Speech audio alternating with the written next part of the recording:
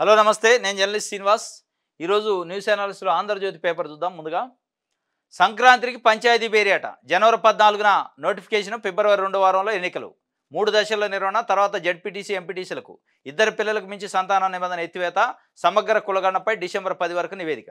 అనంతరం బీసీ రిజర్వేషన్లపై ప్రభుత్వ నిర్ణయం, కొన్ని మండలాల్లో పెరిగినన్న ఎంపీటీసీ స్థానాలు. రాష్ట్ర ప్రభుత్వం కసరత్తు, ఈలోపు రైతు భరోసా. ఇది అసలు కథ.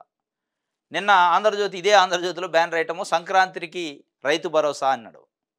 ఇవాళ సంక్రాంతికి పంచాయతీ ఎన్నికలు అంటుండు. ఈ పంచాయతీ ఎన్నికలకి, రైతు భరోసాకి, బీసీ రిజర్వేషన్లకు సంబంధం ఉంది. ఈ 3 ఇంటర్లింక్ అయి ఉన్నాయి. పంచాయతీ ఎన్నికలకు ప్రభుత్వం పోవాలంటే రైతు భరోసా జమ వేయాలి అకౌంట్లలో, రైతుల అకౌంట్లో, లేదంటే కర్రు కాల్చి వాత పెట్టేటట్టు ఉండరు. పంచాయతీ ఎన్నికలకు పోవాలంటే రైతు రుణమాఫీ కానీ రైతులకి డబ్బులు వేయాలి, జమ వేయాలి. దానికోసం నిన్న రైతు సదస్సు అని మహబూబ్నగర్లో పెట్టి ఒక 2,800 కోట్లు ఏదో రిలీజ్ చేశారు. ఇది 2 లక్షల లోపు రుణమాఫీ కాకుండా టెక్నికల్గా ఆగిపోయిన 4 లక్షల మంది రైతులకి. ఈ 4 లక్షల మందే కాకుండా 2 లక్షల పైన ఉన్న లోన్లకు సంబంధించి రైతులు ఇంకా రుణమాఫీ కావాలి. దానికి సంబంధించి డెసిషన్ తీసుకోవాలి ఒకటి, రైతు భరోసా సంబంధించి డెసిషన్ తీసుకోవాలి ఒకటి, అకౌంట్లో డబ్బులు వేయాలి. వేస్తేనే మీరు పంచాయతీ ఎన్నికలకు పోతే అర్థం ఉంటుంది. ఇంకోటి, బీసీ రిజర్వేషన్లకు సంబంధించి సమగ్ర కులగణన జరుగుతుంది. డెడికేటెడ్ కమిషన్ అని వేశారు. దీనికి సంబంధించి ఈ బీసీ డెడికేటెడ్ కమిషన్ డిసెంబర్ 10 లోపే మనకి సమగ్ర కులగణనపై డిసెంబర్ 10 వరకు నివేదిక ఇవ్వాలని ప్రభుత్వానికి చెప్పారు. డిసెంబర్ 10 అంటే ఎన్నో రోజులు లేదు, 12 రోజులు ఉంది. మరి ఇవన్నీ అయ్యేది ఎప్పుడు? డిసెంబర్ 10 కల్లా నివేదిక ఇస్తే డిసెంబర్ 10 తర్వాత చర్చించేది ఎప్పుడు ప్రభుత్వం అసెంబ్లీలో? దానిపైన నిర్ణయం తీసుకునేది ఎప్పుడు? దాన్ని ఇంప్లిమెంటేషన్ చేసేది ఎప్పుడు? అది మళ్ళా డిసెంబర్ 10 నుంచి జనవరి 10 వరకు సంక్రాంతి అవుతుంది. ఈ నెల రోజుల్లో ఈ ప్రక్రియ నిజంగా అయిద్దా? రైతు భరోసా చేయటం, రైతు రుణమాఫీ అమలు చేయటం, ఈ రిజర్వేషన్ అమలు చేయటం 42%. ఈ లోపు మీరు ఏదన్నా 42% హడావుడిగా అనౌన్స్ చేస్తే ఎవడన్నా కోర్టుకు పోయి స్టే తీసుకోడా? ఈ అన్ని అనుమానాలు ఉన్నాయి. ఈ అనుమానాలు నివృత్తి చేయాల్సిందే ప్రభుత్వమే. సంక్రాంతి లోపు పంచాయతీ ఎన్నికలు నిర్వహిస్తామంటుంది. ఇప్పటికే పంచాయతీ ఎన్నికలు 1 ఇయర్ లేట్ అయింది. 2024 జనవరికి నిర్వహించాలి.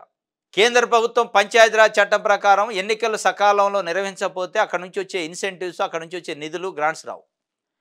6 నెలల లోపే నిర్వహించాలి. 6 నెలలు అత్యధిక కాలం ల్యాప్స్ అయిన తర్వాత. కానీ సంవత్సరం అయింది ఇప్పటికీ. ఇప్పుడు ఆ నిధులు ఆగిపోయే ప్రమాదం ఉంది. ఇక్కడ చూస్తే కామారెడ్డి డిక్లరేషన్ పేరుతోని రాష్ట్ర ప్రజలకు హామీ ఇచ్చారు. బీసీలకి 42% రిజర్వేషన్ ఇస్తానని, అది కొరకరాని కొయ్యగా అయింది కాంగ్రెస్ ప్రభుత్వానికి. 42% చేయటానికే ఇవన్నీ పిల్లి గంతులు పడుతున్నారు. ఈ కులగన్నని, ఇది అని, అది అని ఏదో చేస్తున్నారు. ఇదంతా చేసిన తర్వాత, ఇచ్చిన తర్వాత రేపు హైకోర్టు, సుప్రీంకోర్టుకు పోతే ఏదైనా బ్రేక్ పడితే మళ్ళా ప్రభుత్వానికి బదనాం అవుతుంది. వీళ్ళు చేయాలని కమిట్మెంట్ నిజంగా లేదు. అందుకే కోర్టులకు పోయే అవకాశాన్ని ఇచ్చారు. దాదాపు సంవత్సర కాలం అయింది ప్రభుత్వం వచ్చి. ఇంత సంవత్సర కాలం పాటు సుదీర్ఘంగా విచారణ చేసిన తర్వాత కూడా, అధ్యయనం చేసిన తర్వాత కూడా ఎట్లా న్యాయపరమైన చిక్కులు వచ్చినాయి అంటే దీని అర్థమైంది ప్రభుత్వానికి కమిట్మెంట్ లేదని. ఒక రకంగా మళ్ళీ బీసీ ఉద్యమాలు వస్తాయి. ఇవన్నీ ఇంటర్లింకింగ్ ఉన్నాయి. కానీ సంక్రాంతికి పంచాయతీ బేరీ ఉంటుంది. నోటిఫికేషన్ కూడా జనవరి 14 కొద్దట, ఫిబ్రవరిలో ఎన్నికలని చెప్తున్నారు. ఇది ఎంతవరకు నమ్మటానికి అంత సఖ్యంగా లేదు, లాజికల్గా సింక్ అవ్వట్లే. రైతు భరోసా గురించి కూడా చర్చించాలి అసెంబ్లీలో, ఆల్ పార్టీ మీటింగ్ అంటున్నారు. ఎంతమంది ఎన్ని ఎకరాల రైతులకి ఇవ్వాలి ఏంది అనేది డెసిషన్ తీసుకోవాలంటున్నారు. ఇవన్నీ అయ్యేది ఎప్పుడు? రైతు భరోసా పడేది ఎప్పుడు? రైతు రుణమాఫీ అయ్యేది ఎప్పుడు? మీరు ఎన్నికలకు పోయేది ఎప్పుడు? ఇది మొత్తానికైతే పంచాయతీ ఎన్నికలు నోటిఫికేషన్ జనవరి 14 కానీ ఊహాగానాల మరి నిజమైన సమాచారం తెలుగా ఆంధ్రజ్యోతి వార్త రాసింది. కానీ లాజికల్గా చూస్తే సింక్ అవ్వట్లే. చాలా టెక్నికల్ ఇష్యూస్ ఉన్నాయి. చూడాలి ఏం జరిగిద్దో. మొత్తానికైతే ఫిబ్రవరిలో జరుగుతాయని వాళ్ళు చెప్తున్న పరిస్థితి.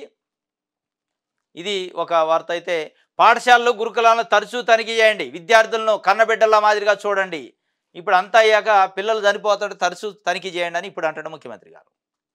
తనిఖీ ఇప్పుడు కాదు, అంటే ఏదైనా ఇబ్బంది వచ్చినప్పుడు, ఇష్యూ అయినప్పుడు హడావుడిగా ప్రభుత్వం చేసి పోయి తనిఖీ చేయాలి 15 రోజులకోసారి అని చెప్పడం కాదు. అది మ్యాండేటరీ చేయాలి. కంపల్సరిగా వారానికో 10 రోజులకో ఏదో ఒక అధికారి పోయి, ఏ అధికారి పోవాలి, ఈ నోడల్ అధికారి ఎవరో గుర్తించి ఆయన పోయి తనిఖీ చేయాలి. తనిఖీలో కంప్లైంట్లు కూడా తీసుకోవాలి విద్యార్థుల నుంచి. వాళ్ళకున్న ఇబ్బందులు ఏంది, వాళ్ళకి ఫుడ్ విషయంలో కానీ, విద్య విషయంలో కానీ, అకామిడేషన్ విషయంలో కానీ ఏమన్నా సమస్యలు ఉంటే ఆ ఎవరైతే తనిఖీకి పోయిన అధికారి టీచర్ల మొత్తాన్ని పక్కకు పెట్టి విద్యార్థులను ఒకళ్ళని పిలుచుకొని వాళ్ళలో సీక్రెట్ మీటింగ్ పెట్టి కంప్లైంట్ తీసుకోవాలి ఇండివిజువల్గా. అప్పుడు మీకు తెలుస్తుంది. కానీ ఏదో ఒక ఇద్దరు పిల్లలు ఇబ్బంది పడగానే ఫుడ్ పాయిజన్ కాగానే తనిఖీలు చేయండి అని హడావుడి చేసి మళ్ళీ తర్వాత మర్చిపోవద్దు. అదొక మ్యాండేటరీ పాలసీ చేయాలి. చేస్తే ఇగో వ్యవస్థ ఎట్టుండదు. ఇది కల్తీ ఆహారం పైన టాస్క్ ఫోర్స్ పెట్టాలని చెప్పి ముఖ్యమంత్రి గారు తనిఖీ చేయాలి గురుకులాలని, పాఠశాలని తప్పనిసరిగా అంటుండు. ఈ తనిఖీ చేయటం ఆరంభ స్వరత్వం కాకుండా, హడావుడి కాకుండా, ఏదో ఈ 2 రోజులు మర్చిపోయిందని కాకుండా ఇది మ్యాండేటరీ పాలసీ తీసుకోవాలి. 10వ తరగతిలో ఇంటర్నల్ మార్కులు రద్దు చేశారట. వార్షిక పరీక్షల మార్కులతోనే గ్రేడింగ్ అనేది ఉండదు. విద్యాశాఖ అధికారులు కీలక నిర్ణయం. సమాధానాలకు 24 పేజీల బుక్లెట్ కూడా ఇస్తారట, ఆన్సర్ బుక్లెట్. అదనపు సమాధాన పత్రాలు ఉండవు. పరీక్ష ఫీజు 5వ తేదీ దాకా పొడిగించారు. 10వ తరగతి 10th క్లాస్ ఎగ్జామ్స్ గురించి రాష్ట్ర ప్రభుత్వం కీలకమైన నిర్ణయం తీసుకుంది. గతంలో 100 మార్కులకి ఎగ్జామ్ ఉంటే దాన్ని 80 మార్కులకి తగ్గించారు. 80 మార్కులేమో మామూలుగా మెయిన్ ఎగ్జామ్, ఒక 20 మార్కులు ఇంటర్నల్ ఎగ్జామ్ అని ఉంటుంది. ఆ స్కూల్లో టీచర్సే వేస్తారు పిల్లలకి. 80 మార్కులకే పబ్లిక్ ఎగ్జామినేషన్ ఉంటుంది. ఈ 84 పబ్లిక్ ఎగ్జామినేషన్ 80 మార్కులు ప్లస్ 20 మార్కులు కలిపి అగ్రిగేట్ చేసి యావరేజ్ గ్రేడింగ్ చేస్తారు. దాంట్లో పాయింట్స్ పెట్టారు. 10 పాయింట్స్, 9.5, 9 పాయింట్స్ ఇట్లా పాయింట్స్ పెట్టారు. ఆ పాయింట్స్ వ్యవస్థ తీసేస్తారట. ఇప్పుడు 100 మార్కులకి ఎగ్జామ్ పెడతారు, ఇంటర్నల్స్ ఉండవుగా. 100కి 100 మార్కులకి పబ్లిక్ ఎగ్జామినేషన్ పెడతారు. ఆ 100లో 90 వచ్చినా, 80 వచ్చినా, 60 వచ్చినా అనేది మార్కులే బయటికి డిస్క్లోజ్ చేస్తారట. పాస్ మార్కులు ఒక 40కో 35కో పెట్టేసి ఇది పాత సిస్టమే రాబోతుంది. దాంతోపాటు ఆన్సర్ బుక్లెట్లు గతంలో 4 పేపర్లను ఒక షీట్ ఇచ్చేది. అవి అయిపోయిన తర్వాత మళ్ళీ అదనపు అడిషనల్ ఆన్సర్ షీట్స్ ఇచ్చేది. ఆ సిస్టమ్ కూడా అయితే 24 పేజీలు ఉన్న ఆన్సర్ బుక్లెట్ ఇప్పుడు ఇంటర్మీడియట్, డిగ్రీలు ఎట్లయితే ఉన్నాయో అది పెడతారు. దీనివల్ల పెద్ద ఎత్తున అవకతవకలు జరుగుతున్నాయి. కార్పొరేట్ పాఠశాలలో మ్యానిపులేషన్ జరుగుతుందని ఒక అనుమానం వచ్చింది. వాళ్ళకి ఒక నివేదిక వచ్చింది. ఏది ఇంటర్నల్ మార్కులు అని పెట్టి 20 మార్కులకి 20 మార్కులు ప్రైవేట్ స్కూళ్ళలో 100% వేసుకుంటున్నారు. దానివల్ల వాళ్ళ పర్సెంటేజ్ ఆఫ్ పాస్ పర్సెంటేజ్, మార్కుల పర్సెంటేజ్ పెరుగుతుంది. ప్రైవేట్ స్కూళ్ళతో పోటీపడి ప్రభుత్వ స్కూల్లో వేయట్లే. 20కి వాళ్ళు 15 10 వేస్తారు. అక్కడ ప్రభుత్వ స్కూల్లో జరిగిన విద్యార్థులకు నష్టం జరుగుతుంది. ప్రైవేట్ స్కూల్లో వాళ్ళ ర్యాంకుల కోసం ఇట్లాంటి చేస్తారు కాబట్టి ఆ విధానాన్ని ఎత్తేసారు. దాంతోపాటు ఆన్సర్ బుక్లెట్ విషయంలో కూడా మొదటి ఇచ్చిన ఆన్సర్ బుక్లెట్ అయిపోతే అడిషనల్ ఆన్సర్ షీట్ల పేరుతోని ప్రైవేట్ విద్యా సంస్థలు మ్యానిపులేషన్ చేసి వీళ్ళే రాసి పంపిస్తారని ఒక అనుమానం ఉంది ఎగ్జామ్ హాల్లోకి. దాన్నే అడిషనల్ కింద ట్రీట్ చేస్తారు అనేది ఒక అనుమానం ఉంది. కాబట్టి ఈ అనుమానాలు లేకుండా ఒకటే బుక్లెట్ ఉంటుంది, 24 పేజీలు, దాన్ని నింపాలి. ఇక అదనపు బుక్లెట్ ఉండదు. అంటే ఎగ్జామ్ హాల్లో ఏదైతే ఆన్సర్ షీట్ ఇస్తారో ఇక అదే ఉంటుంది. ఈ మ్యానిపులేషన్స్, అవకతవకల అవకాశం లేకుండా ఇది ఒక సిస్టమ్ తీసుకొచ్చారు, ఒక సంస్కరణ. ఇది ఆంధ్రజ్యోతి సంబంధించి. ఆదాబ్ హైదరాబాద్ చూద్దాం. రైట్. ఆదాబ్ హైదరాబాద్లో జనగామ ఎమ్మెల్యే, మాజీ ఎమ్మెల్సీ కూడా ఆయన పల్లా రాజేష్ రెడ్డి గురించి ఒక వార్త ఇచ్చారు. పల్లా రాజేష్ రెడ్డి భూ కబ్జాలకు అదుపు లేకుండా పోయింది, అదుపు లేకుండా. 10 ఏళ్ల బీఆర్ఎస్ పాలనలో అధికారాన్ని అడ్డం పెట్టుకొని కబ్జాలు చేసిండు, అధికారాన్ని అడ్డం పెట్టుకొని రెవెన్యూ రికార్డులని తాలుమారు చేసి కబ్జాలు చేసిండు అని ఒక వార్తనిచ్చింది. మరి దీనిపైన ఇప్పుడున్న కాంగ్రెస్ ప్రభుత్వం ఏం చర్యలు తీసుకుంటుందంటే ఏం చర్యలు లేవు. మరి ఏం లోపల ఏమైనా జరిగిందో తెలియదు కానీ ఒక్క చర్య లేదు. దర్జాగా పల్లా పట్టా చేసుకుండు. ప్లాట్స్ యజమానులను మోసం చేసి కొమిడి సంజీవ్ రెడ్డి, కొమిడి సుజాత, కొమిడి శ్రావణి, గూడూరు నారాయణ రెడ్డి, గూడూరు సర్వోత్తర రెడ్డి కలిసి దొంగ పత్రాలతో రిజిస్ట్రేషన్. సిటీ దగ్గరలో ఉన్న భూమి స్వాహా చేసిన ఎమ్మెల్యే పల్లా రాజేష్ రెడ్డి గతంలో బాపురెడ్డి, మోహన్ రెడ్డి, సత్యనారాయణ రెడ్డి నుండి ప్లాట్స్ కొనుగోలు చేసిన ఓనర్లు. నేటికి రిజిస్ట్రేషన్లు ఈసీలో సైతం ప్లాట్ల ఓనర్ల పేర్లు. బీబీనగర్లో 12 ఎకరాల 31 గుంటలు అక్రమంగా పట్టా చేసిండట. ఇది నెమరుగోముల సర్వే నెంబర్ 157, 158లోని భూముల రిజిస్ట్రేషను. గత బీఆర్ఎస్ సర్కార్ అన్నతో అదుపు లేని పల్లా దౌర్జన్యం. నాన్ అగ్రికల్చర్ ల్యాండ్ అనుమతులు లేకుండా అగ్రికల్చర్ ల్యాండ్గా మార్పు. Gayatri education and cultural society పేరు మీద పట్టా. న్యాయం చేయాలంటే సీఎం రేవంత్, సీఎస్ శాంతికుమార్కి బాధితుల ఫిర్యాదు. ఇది 8వ పేజీలో వార్త ఉంది, చూద్దాం. పల్లా రాజేష్ రెడ్డి భూ కబ్జాలకి అదుపు లేదట. మరి అప్పుడంటే అదుపు లేదు, అధికారం ఉంది. ఇవాళ ఎందుకు లేదు అంటే మరి ఇవాళ కూడా బ్యాక్గ్రౌండ్ ఉందంటుంది. ఇదిగో వెంచరు ఎప్పుడో 87లో వేశారట. వెంచరు 87లో వేసిన వెంచర్ ఇగో పూర్తి వివరాల్లోకి పోతే నెమరిగొమ్మల గ్రామంలోని సర్వే నెంబరు 156 నుంచి 160 సర్వే నెంబర్ల మధ్యలో సుమారు 42 ఎకరాలు ఉందట. 1954 నుంచి 84 వరకు కిషన్ సేట్ అనే పట్టాదారుడు ఉండట. రెవెన్యూ రికార్డు ప్రకారం ఆయన పేరు మీద ఉంది. అయితే ఆయన 85, 86లో ఒంగూరు పెంటయ్య, ఒంగూరు భిక్షపతి, పూడూరు అచ్చయ్య ఇట్లాంటి కొంతమంది నలుగురు కలిసి అమ్మిండట. కాగా ఈ క్రమంలో నలుగురు కలిసి బాపురెడ్డి, మోహన్ రెడ్డి, సత్యనారాయణ రెడ్డిలకు అనే రియల్ వ్యాపారుల డెవలప్మెంట్ కోసం 87లో రిజిస్ట్రేషన్ చేశారు. ఎవరో కిషన్ శెట్టి మీద 84 వరకు ఉంది 1954 నుంచి రెవెన్యూ రికార్డులో. ఆయన ఈ భిక్షపతి, పూడూరు అంజయ్య, వంగూరు భిక్షపతి, పెంటయ్య అనే వాళ్ళకి రైతులు కమ్మిండు. ఆ రైతులు మళ్ళా 87లో 84లో కొనుక్కొని 87లో ఒక ముగ్గురు రియల్ ఎస్టేట్ వ్యాపారులకి డెవలప్మెంట్ కోసం ఇచ్చారు. బాపిరెడ్డి, మోహన్ రెడ్డి, సత్యనారాయణ రెడ్డి అని. ఆ రియల్ ఎస్టేట్ వాళ్ళకి డెవలప్మెంట్ ఇచ్చిన అగ్రిమెంట్ కూడా రిజిస్టర్డ్ డాక్యుమెంట్ అది ఉంది. వాళ్ళు వెంచరేశారు. వెంచరేసి 42 ఎకరాల్లో దాదాపు 560 ప్లాట్లు 570 ప్లాట్లు అమ్మేశారు వాళ్ళు అప్పట్లోనే. అమ్ముకున్నారు. కొనుక్కున్న వాళ్ళు మా ప్లాట్ ఉందని చెప్పి రిజిస్ట్రేషన్ చేసుకున్నారు. ఈసీ ఉంది, అన్నీ ఉన్నాయి. ఈ కొనుక్కున్న వాళ్ళు కాదని, ఆ అమ్మిన వాళ్ళ డెవలపర్స్ని కాదని మొత్తాన్ని ఇలా పల్లా రాజేశ్వరరెడ్డి 12 ఎకరాల 31 కుంట భూమిని ఎవడో అసలు వీళ్ళకి సంబంధం, ఈ కిషన్ శెట్టి లేడు, ఆ పూడూరు భిక్షపతి లేడు, ఎవరు లేరు, ఈ బాపిరెడ్డి లేడు, మోహన్ రెడ్డి లేడు. వీళ్ళకి తెలవకుండా ఎవరో వేరే వాళ్ళని తీసుకొచ్చి వాళ్ళు నాకు అమ్మారు అని చెప్పి వాళ్ళు రిజిస్ట్రేషన్ చేసుకుంటారు. ఎందుకు చేసుకుండు? ఆయనకు అనురాగ్ యూనివర్సిటీ అనే అనుమతి కోసం అప్లై చేస్తే సరిపోను, భూమి లేదు కాబట్టి, ఇయ్యట్లేదు కాబట్టి భూమి కావాలి ఆయనకి. దానికి ఒక నిబంధనల ప్రకారం ఇంత భూమి, ఇన్ని ఎకరాల భూమి ఉంటేనే ఇస్తారట.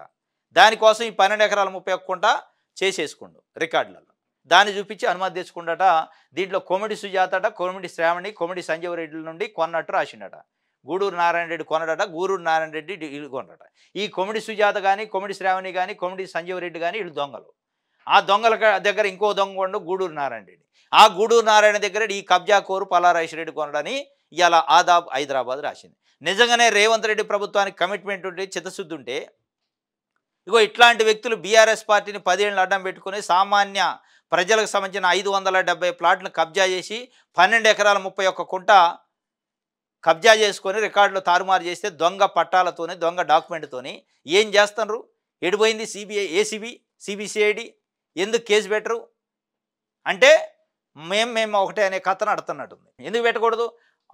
ఇప్పుడు రికార్డు ఉంది బాజాప్తా, ఎందుకు కేసులు పెట్టట్లే అంటే దాని వెనక ఏదో జరుగుతుంది కథ. ఇది పల్లారాజేశ్వర రెడ్డికి సంబంధించి వెలుగు పేపర్ చూద్దాం. తొలిసారి లోక్సభకు ప్రియాంక చేతిలో రాజ్యాంగంతో ఎంపీగా ప్రమాణం. కేరళ సాంప్రదాయ చీర కసావు ధరించి హాజరట. కేరళ సాంప్రదాయం ప్రకారం ఆమె వాయనాడు నుంచి, కేరళ నుంచి ఎంపీ కాబట్టి అక్కడ మహిళలు ఏదైతే ధరిస్తారో ఆ చీరట కసావు అంటారట, దాన్ని కాసావు ధరించి హాజరయ్యారట. ప్రమాణం తర్వాత రాహుల్తో ప్రియాంక ఆత్మీయ ఆలింగనం చేసుకున్నారు. కాంగ్రెస్ లీడర్ ప్రియాంక గాంధీ తొలిసారి లోక్సభలో ఎంపీగా అడుగుపెట్టారు. ఇటీవల కేరళలోని వాయనాడు ఉప ఎన్నికల్లో గెలిచిన ఆమె గురువారం లోక్సభలో స్పీకర్ ఓం బిర్లా సమక్షంలో ప్రమాణం చేశారు. కేరళ సాంప్రదాయ చీర కాసావు ధరించిన ప్రియాంక చేతిలో రాజ్యాంగాన్ని పట్టుకొని హిందీలో ప్రమాణం చేశారు. ఈ సందర్భంగా జోడో జోడో భారత్ జోడో అంటూ కాంగ్రెస్ ఎంపీలు నినాదాలు చేశారు. కార్యక్రమానికి కాంగ్రెస్ చీఫ్ ఖర్గే, ప్రియాంక గాంధీ తల్లి సోనియా గాంధీ, అన్న రాహుల్ గాంధీ, భర్త రాబర్ట్ వాద్రా, కొడుకు రైహాన్, బిడ్డ మీరాయ హాజరయ్యారట. మొత్తానికి వాయనాడు ఎంపీగా మొట్టమొదటిసారి లోక్సభలో అడుగుపెట్టారు ప్రియాంక గాంధీ. ఫుడ్ పాయిజన్ వెనక బీఆర్ఎస్ కుట్రలు ఉన్నాయి.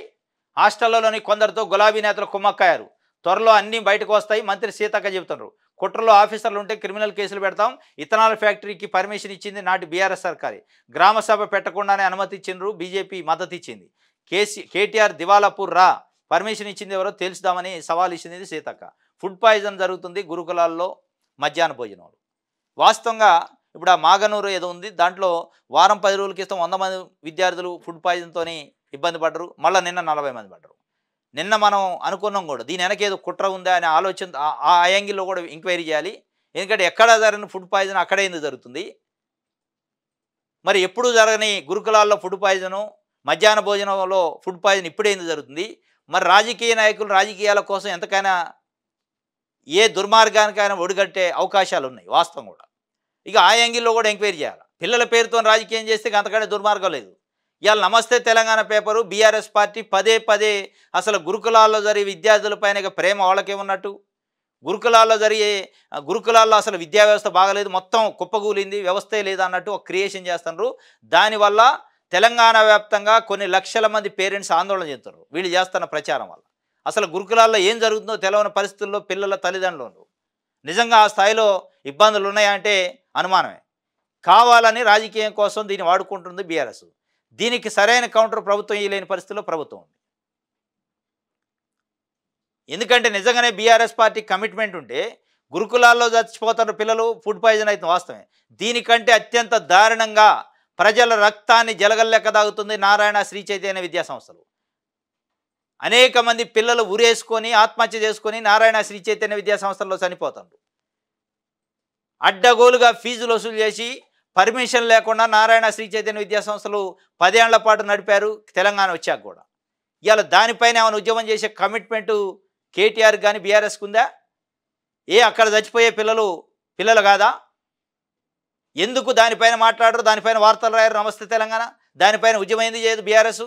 ఒక బీఆర్ఎస్ఏ కాదు, కాంగ్రెస్ పార్టీ కూడా ప్రతిపక్షంలో ఉన్నప్పుడు నారాయణ శ్రీ చైతన్య విద్యా సంస్థల అవకతవకల పైన నోరెత్తి పల్లెత్తు మాట్లాడలే. ఏ రాజకీయ పార్టీ కూడా నారాయణ శ్రీ చైతన్య చేస్తున్న అఘాయిత్యాలపైన వాళ్ళ దోపిడీ పైన మాట్లాడే ధైర్యం సాహసం చేయట్లేదు. ఎందుకు? మీకు రాజకీయ విరాళాలు ఇస్తారు వాళ్ళు, ఇక దానికోసం మాట్లాడరు. గురుకులాలు ప్రభుత్వానికి కాబట్టి, పేద పిల్లలు చదివేవి కాబట్టి దానిపైన విషయం ఎంతైనా చెప్పుకోవచ్చు. ఇక ఆడ కమిషన్లు రావు కదా, ఎంత విషయం చెప్పినా ఏం కాదు. అది కాదు మీరు చేయాల్సింది. మీకు నిజంగానే కమిట్మెంట్ ఉంటే విద్యా వ్యవస్థ పైన, విద్యార్థులపైన, నారాయణ శ్రీ చైతన్యలో జరుగుతున్న ఆత్మహత్యలపైన, వాళ్ళు చేస్తున్న దోపిడీ పైన కూడా ఒక ఉద్యమాన్ని తీసుకుంటే మిమ్మల్ని నమ్ముతారు. కేవలం నమస్తే తెలంగాణలో బీఆర్ఎస్ పార్టీ వాళ్ళే గురుకులాల్లో ఏదో జరుగుతుందని, ఫుడ్ పాయిజన్ అవుతుందని, తేళ్లు పాములు గరిచి చచ్చిపోతుందని జరుగుతున్నాయి 1-2. దాన్నే పెద్దగా హైలైట్ చేసి రాజకీయం కోసం వాడుకోవటం వల్ల ప్రయోజనం లేదు. నిజంగానే వ్యవస్థలో సంస్కరించాల్సిన ఏదో చెప్పండి. ఆ పేరెంట్స్కి ధైర్యం చెప్పండి. పేరెంట్స్లో ఎక్కడ లేని ఆందోళన కలిగిస్తుంది ఇవాళ బీఆర్ఎస్ నమస్తే తెలంగాణ. అదే వాళ్ళకు కూడా డౌట్ వచ్చింది, ఫుడ్ పాయిజన్ వెనక బీఆర్ఎస్ కుట్ర ఉందని చెప్పి. మరి ఆ యాంగిల్లో కూడా ఎంక్వైరీ చేయాలి. నిజంగానే ఆ కుట్ర ఉంటే ఇంకా అంతకంటే దుర్మార్గం లేదు. వీఐపీలట వివరాలు ఇస్తలేదట. కులగన్న సర్వేకి సహకరించని కొందరు వీఐపీలు నేతలు కూడా, సర్కారు ఉద్యోగులు కూడా. జిహెచ్ఎంసీలో 5 లక్షల కుటుంబాల వివరాలు నమోదు కాలేదు. జూబ్లీస్లో ఎన్యూమరేటర్లుగా తన వివరాలు అందజేసిన సీఎం. వీఐపీలు ప్రజాప్రతినిధులకు స్పెషల్ డ్రైవ్ చేపట్టాలని ఆదేశం. ఇక వాళ్ళకి స్పెషల్ డ్రైవ్ చేపట్టాలి. ఏంది వాళ్ళు ఏమన్నా కొమ్ములోనే వాళ్ళకి? ఎటుగూడు మళ్ళీ పేద ప్రజలు ఇబ్బంది పడేది. పేదోళ్ళు ఇంటికి రాగానే అన్నీ చెబుతారు పాపం. చెప్పకపోతే వీళ్ళు బనాయించి చెప్పిస్తారు పోయినోళ్ళు కూడా. వీఐపీ దగ్గర పోతే వాడు డోర్ కూడా తీయట్లేదట. కనీసం డోర్ తీసి కూర్చోబెట్టే పరిస్థితి లేదు. వివరాలు చెప్పనంటున్నారట. 5 లక్షల కుటుంబాలు ఇంకా ఎన్యూమరేషన్ కాలే జిహెచ్ఎంసీ పరిధిలో పెద్దోళ్ళే. పేదోళ్ళను బెదిరించి తీసుకుంటుంది ప్రభుత్వం. నీకేమున్నాయి, ఏం కథ, ఏం గుడిసింది, ఎన్ని ప్లాట్లు ఉన్నాయి, ఎన్ని గజాల్లో ఉన్నావు అని. కానీ పెద్దోడికి సంబంధించి నిజంగానే మీకు కమిట్మెంట్ ఉంటే ఇవాళ మీరు పల్లెలలో, గ్రామీణ ప్రాంతాలలో పేద ప్రజల్ని ఎన్ని వివరాలు అడుగుతున్నారో పెద్దోళ్ళను కూడా ఆ వివరాలు అడిగితే కొన్ని వేల కోట్ల రూపాయల సంపద బయటకు వద్ది. ఎవడు చెప్తుండా? ఎవడు కూడా చెప్పడు. అక్రమ సంపాదన ఉన్నాడు ఎవడు కూడా చెప్పే పరిస్థితి లేదు. కనీసం డోర్ తీసే పరిస్థితి కూడా లేదు. దీనిపైన అవసరమైతే ప్రభుత్వం చర్యలు తీసుకోవాలి, కేసులు పెట్టాలి ఎవడని చెప్పనోడు ఉంటే. పేదోళ్ళని బెదిరిస్తాను కదా. ఇది దిశకు సంబంధించి సాక్షి పేపర్ చూద్దాం, వెలుగుకు సంబంధించి. పల్లెలలో విత్తనాలు స్విచ్చట. రాష్ట్రంలో విత్తనాలు బ్లెండింగ్ పరిశ్రమలపై వ్యతిరేకత. కాలుష్యకారక పరిశ్రమలు వద్దంటూ రైతుల ఆందోళన. తమ ఆరోగ్యం దెబ్బతినే ప్రమాదం ఉందంటూ నిరసనలు. రాష్ట్రంలో 31 ధాన్యము మొలాసిస్ ఆధారిత ఇథనాల్ తయారీ కోసం కంపెనీలు దరఖాస్తు చేసినట. దాంట్లో 25 సంస్థలకు అనుమతులు ఇచ్చిన కేంద్ర ప్రభుత్వం. ఇప్పటికే చిత్తనూరులో జూరాల ఆర్గానిక్ ఫార్మాలో ఇథనాల్ తయారీ, మక్తలు, గద్వాల్లో నిర్మాణ ప్రారంభం, మరికొన్ని చోట సన్నాహాలు. జనం వ్యతిరేకతతో దిలావర్పూర్ యూనిట్ అనుమతులపై సర్కారు వెనక్కి. కాలుష్యం వెలువడుతుందంటూ రైతు కమిషన్కి ఫిర్యాదు చేశారట. అనుమతులు ఇచ్చింది నాటి సర్కారే అని ఇప్పుడు కాంగ్రెస్ పార్టీ అంటుంది. మొత్తానికి ఇథనాల్ ఫ్యాక్టరీల పేరుతోని పల్లెలలో దాడి చేయడానికి ప్రభుత్వాలు ప్రయత్నం చేస్తున్నాయి. ప్రజలు మా జీవితాలపైన దాడి చేయొద్దు, కాలుష్యం వదిలి మా ఆరోగ్యాలను దెబ్బతీసే ప్రమాదం ఉంది, వద్దని ప్రజలు ఎక్కడికడికే గొడవ చేస్తున్నారు. ఇది ఒక వార్త. రైట్, ఇది సాక్షికి సంబంధించి. నమస్తే తెలంగాణలో కేసీఆర్ ఫోటో వేశారు. తెలంగాణ దీక్షా దివాసు నవంబర్ 29, 2009లో తెగువ చూపి తెలంగాణ సాధించిన వీరుడా అందుకో మా వందనం భారత రాష్ట్ర సమితి. ఇప్పుడు మీరు ఇక్కడ తెలంగాణని పైన చెప్పారు, ఇక్కడ భారత రాష్ట్ర సమితి. ఆ దీక్షా దివాస్ చేసిన రోజు తెలంగాణ రాష్ట్ర సమితి తెలంగాణ పార్టీగా ప్రజలు భావించారు. జై తెలంగాణ, జై జై తెలంగాణ అని. కానీ ఎప్పుడైతే మీరు ఆ పదం తీసేశారో, తన ప్రాణమే పణంగా పెట్టి మలిదశ తెలంగాణ ఉద్యమానికి ఊపిరులూది తెలంగాణ వచ్చుడో కేసీఆర్ సచ్చుడు అని గర్జించి దశాబ్దాల అన్యాయంపై ఆమరణ దీక్షతో తిరుగులేని అస్త్రం సంధించి ప్రతి తెలంగాణ బిడ్డను ఉద్యమంలో మమేకం చేసి ఢిల్లీ మెడలు వంచిన అపూర్వమైన ఘట్టం 2009 నవంబర్ 29. దానికి సంబంధించిన ఒక యాడ్ భారత రాష్ట్ర సమితి ఇచ్చింది. వాస్తవంగా ఆ అంగర్ స్ట్రైక్తోనే మొత్తం ఉద్యమం మలుపు తిరిగింది. దేశం తెలంగాణ వైపు చూసింది. వాస్తవం అది. ఇది ఒక వార్త. ఏడాది పనితనం ఎట్లున్నది, మీ కుటుంబానికి ఎన్ని స్కీములు అందినాయి, సీఎం ఓకేనా, మార్చుతారని భావిస్తున్నారా? దక్షిణ తెలంగాణ జిల్లాలో రహస్యంగా సర్వే, ఓ కాంగ్రెస్ మంత్రి చేయిస్తున్నట్టు ప్రచారం. ఆయనొద్దు ఈయనొద్దు కేసీఆరే రావాలి, సర్వేలు కుండబద్దలు కొడుతున్న ప్రజానీకమట. ఇది 29సారి నేడు మళ్ళీ ఢిల్లీకి రేవంత్ రెడ్డి. ఏడాది పనితనం ఎట్లుందని ఒక కీలకమైన మంత్రి సర్వే చేయించారు సీక్రెట్ రహస్యంగా ప్రజల్ని. అడిగితే ప్రజలు ఆయనొద్దు ఈయనొద్దురా నాయన, మాకు ఆ కేసీఆర్ రాలే, కాంగ్రెస్ వస్తే ఏదో అయిద్ది అనుకున్నాం కానీ ఏది కాలేదు అని చెప్పి ప్రజలు అనుకుంటున్నారట. దాంతోపాటు కాంగ్రెస్కి ఓటేసినందుకు చెంపలేసుకుంటున్నా అని కేసీఆర్ సర్కార్ తీరుపై మండిపడ్డ గౌరవం మాట. ఖమ్మంలో ఏడాది పాలన ప్రచార జాతా కళాకారులతో చిరు వ్యాపార వాగ్వివాదం. కేసీఆర్ ఉంటే అన్నీ ఇస్తుండేనని వ్యాఖ్య సోషల్ మీడియాలో వీడియో వైరల్ అయింది. భద్రాద్రి కొత్తగూడెం జిల్లాలట. వీళ్ళు ప్రభుత్వానికి సంబంధించిన కళాకారుల జాతా పోయి టౌన్లలో ప్రచారం చేస్తుంది. ఏడాది విజయోత్సవాలకు సంబంధించి ఆమె వాగ్వాదం పెట్టుకుని ఆర్గ్యుమెంట్ పెట్టుకుందట. కాంగ్రెస్ ఓటేసినందుకు చెంపలేసుకుంటున్నాం, ఏదో వస్తాయి అనుకుంటే ఏది రాలా, కేసీఆర్ ఉంటే అన్నీ వచ్చాయని. ఇది ఒక వార్త. విద్యార్థుల భోజనం విషయంలో నిర్లక్ష్యాన్ని సహించాం, బాధ్యులను ఉద్యోగం నుంచి తొలగిస్తాం, సీఎం రేవంత్ రెడ్డి స్పష్టీకరణ. వసతి గృహాలపై వదంతులు ప్రచారం చేసే వారిపై కూడా కఠిన చర్యలు తీసుకుంటారట. ఇది ఒక వార్త ఇచ్చారు. విద్యార్థుల భోజనం విషయంలో నిర్లక్ష్యాన్ని సహించమని. అంటే విద్యార్థులు కొన్ని వందల మంది కలిస్తాహారం తిని ఇబ్బంది పడ్డాక మీకు మేలకు వచ్చింది. దానిపైన కనీసం సమీక్ష చేసి ఏమున్నాయి గురుకులాలు, ఎన్ని వేల గురుకులాలు ఉన్నాయి, ఎన్ని వందల గురుకులాలు ఉన్నాయి, దాంట్లో విద్యార్థులకు ఏం పెడుతున్నారు, మనం ఏం డబ్బులు ఇస్తున్నాం, వాళ్ళకి పుస్తకాలు ఏంది, తిండి ఏంది, తిప్పలేంది, వాళ్ళకి ఇచ్చే దుప్పట్లేంది, బట్టలేంది అని ఏ రోజైనా సమీక్ష చేశారు మీరు? ఇలా ఇబ్బంది జరిగిన తర్వాత మీరు జాగ్రత్తగా ఉండాలి, చర్యలు తీసుకోవాలంటే అది కరెక్ట్ లేదు. అదనపు కలెక్టర్ వద్దే మ్యూటేషన్ పరిష్కారం. వారసత్వ బదిలీ ఆర్డీఓ పరిధిలోకి మార్గదర్శకాలు జారీ చేసిన ప్రభుత్వం, నిర్దిష్ట గడువు విధించిన రెవెన్యూ శాఖ. అడిషనల్ కలెక్టర్ వద్ద పెట్టారట మ్యూటేషన్ అనేది. ధరణికి సంబంధించి మ్యూటేషన్ చేయాలంటే అడిషనల్ కలెక్టర్ చేస్తారు. వారసత్వంగా భూమిని బదిలీ చేయాలి అని అంటే అది ఆర్డీఓకి ఇచ్చారట. ఆర్డీఓ అడిషనల్ కలెక్టర్ చేతులకు పోయింది అధికారం. ధరణి పెండింగ్ దరఖాస్తుల పరిష్కార ప్రక్రియను ప్రభుత్వం మరింత సులభతరం చేసింది. జిల్లా కలెక్టర్ స్థాయిలోనే ఇన్నాళ్ళు ఉన్న అధికారులను విభజించింది. పలు సమస్యలకు సంబంధించి పరిష్కార బాధ్యతలను అదనపు కలెక్టర్ రెవెన్యూ డివిజనల్ అధికారులకు అప్పగించింది.